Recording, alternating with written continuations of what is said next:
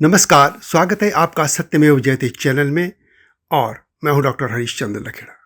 एक दशक तक दिल्ली में राज करने वाली आम आदमी पार्टी और उसके प्रमुख अरविंद केजरीवाल अब चुनाव हार चुके हैं।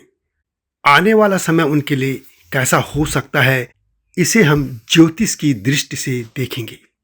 ऑनलाइन में यदि आप देखेंगे तो अरविंद केजरीवाल को लेकर पहले भी कई भविष्यवाणियां होती रही हैं और यह उनकी कुंडली को देखकर किया जाता रहा है। ज्योतिष एक पूरी तरह से मैथमेटिक्स है, गणित। बस गड़बड़ी वहां होती है कि जब फलित जो लोग बताते हैं उनका ज्ञान कितना है, और वहीं पर ही ज्योतिष पर संदेह खड़ा होने लग जाता है। लेकिन यदि बेहतरीन ज्योतिषी है और उसका फलित बेहतर है तो यह गणित की तरह ही साफ तौर पर उसके नतीजे सामने रख देगा।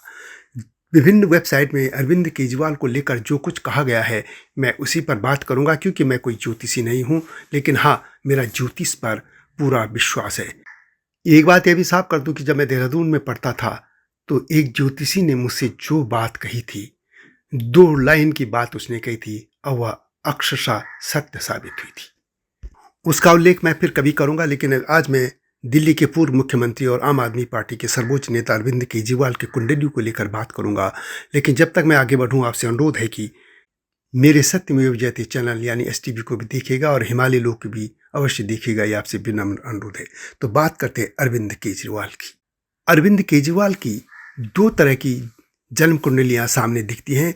एक में उनका जन्म तिथि 16 अगस्त 1964 और सुबह यानी आधी रात को हम कह सकते हैं 12:30 बताया गया है, लेकिन कुछ में उनको सुबह 7:30 बताया गया है।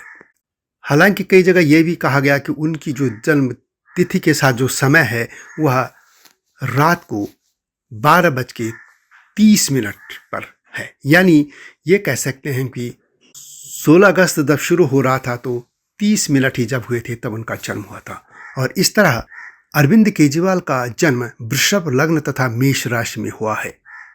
अभी यानी 2025 में उन पर गुरु की महादशा चल रही है, यानी बृहस्पति की महादशा चल रही है, और मार्च 2010 से 2026 तक रहेगी। लेकिन गुरु की महादशा में राहु की अंतर्दशा अक्टूबर 2023 से 2026 तक भी रहेगी। लेकिन एक बात और कह दूं, 29 मार्च 2025 को शनि कुंभ राशि से मीन राशि में प्रवेश करेंगे, तब मेष राशि पर शनि की 6.5 शुरू हो जाएगी।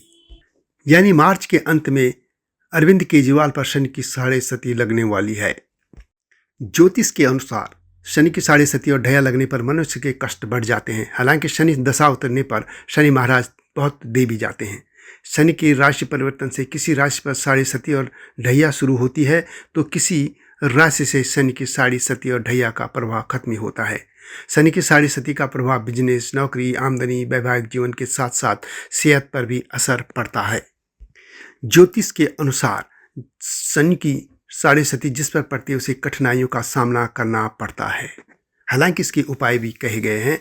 शनि के कहर से बचने के लिए हर सुबह और शाम शनि मंत्र ओम शम शनिश्चराय नमः का जाप करना पड़ता है। साथ ही पीपल के वृक्ष के नीचे सरसों का तेल व दीपक जलाना पड़ता है, कड़वा तेल का यानी सरसों के तेल का।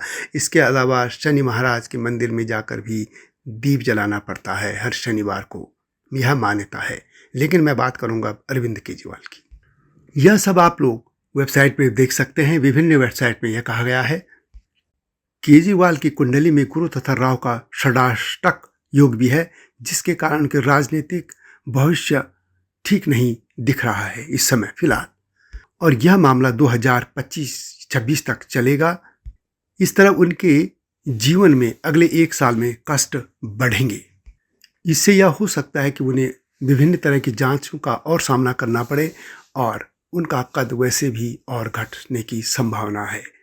वैसे भी मुख्यमंत्री पद से जाने के बाद स्वाभाविक पद घट ही चुका है। इसके अलावा मार्च 2026 के बाद केजरीवाल की कुंडली में शनि की महादशा भी शुरू होगी, जो कि 19 साल तक रहेगी। उनकी कुंडली में शनि 9 भाव तथा 10 भाव के स्वामी होकर योग कारक ग्रह हैं। शनि की महादशा में उनको संघर्ष तो करना पड़ेगा, लेकिन राजनीति में उनकी वापसी भी होगी और पराक्रम भी बढ़ सकता है। और बढ़ने की पूरी संभावना है। यानी केजरीवाल अभी राजनीतिक तौर पर जो मान रहे खत्म हुए बिल्कुल खत्म नहीं हुए हैं। और वैसे यह होता भी नहीं है कि चुनाव हार जाए तो कोई पार्टी या नेता का जीवन खत्म हो जाए। यह लौटने के उनके पूरे दरवाजे संभावनाएं खुली हैं। 2027 के चुनाव के समय अरविंद केजरीवाल की कुंडली के अनुसार उन पर शनि की महादशा भी चलेगी और 7.5 भी होगी। उस समय शनि मीन राशि में राहु के साथ बैठा होगा, जिसे ज्योतिष गणना के अनुसार ठीक नहीं माना जाता है। शनि की महादशा के कारण पंजाब चुनाव में उनकी स्थिति खराब हो सकती है। यानी यह संभावना भी बनती है कि दिल्ली की तरह पंजाब भी उनके हाथ से निकल जाए। लेकिन जैसा मैंने पहले भी कहा कि शनि देते भी बहुत हैं और उनके राजनीति में फिर से लौटने के पूरे चांस भी हैं। तो हो सकता है कि यदि वे मेहनत करें तो पंजाब में राजनीतिक तौर पर कुछ और भी हो सकता है, यानी सकारात्मक संदेश उनके लिए आ सकता है। लेकिन संभावनाएं कम ही दिख रही हैं। केजरीवाल की कुंडली में लग्नी शुक्र, पंचमेश बुध तथा लाभेश गुरु की युति चतुर्भाव में बन रही है, जिस वजह से इनको जनता का समर्थन प्राप्त होता रहा है। तथा कर्म स्थान अर्थात 10वें भाव पर मंगल, बुध, गुरु तथा शुक्र की दृष्टि भी पड़ती रही है और इससे इनकी कुंडली में प्रबल राजयोग बना था और उनको इस पर सफलता भी मिली। लेकिन अब जो उनके ग्रह दशा और शनि हो या और भी जो ग्रहों का भाव या उनकी जो दशाएं बता रही हैं, उससे ये है कि मार्च 2026 तक उन्हें कई तरह की चुनौतियों का सामना करना पड़ेगा और उसके बाद धीरे धीरे स्थितियां सुधरती जा सकती हैं।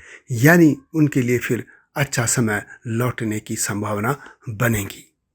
तो यह था ज्योतिष का आकलन, जो कि आप विभिन्न वेबसाइट में इंटरनेट पर देख सकते हैं। वीडियो कैसे लगी कमेंट में अवश्य लिखें। जल्दी आऊँगा नई स्टोरी के साथ, तब तक नमस्कार। हिमालय पे पेड़ हो तो गीत गाएंगी नदियाँ, गीत गाएंगी नदियाँ।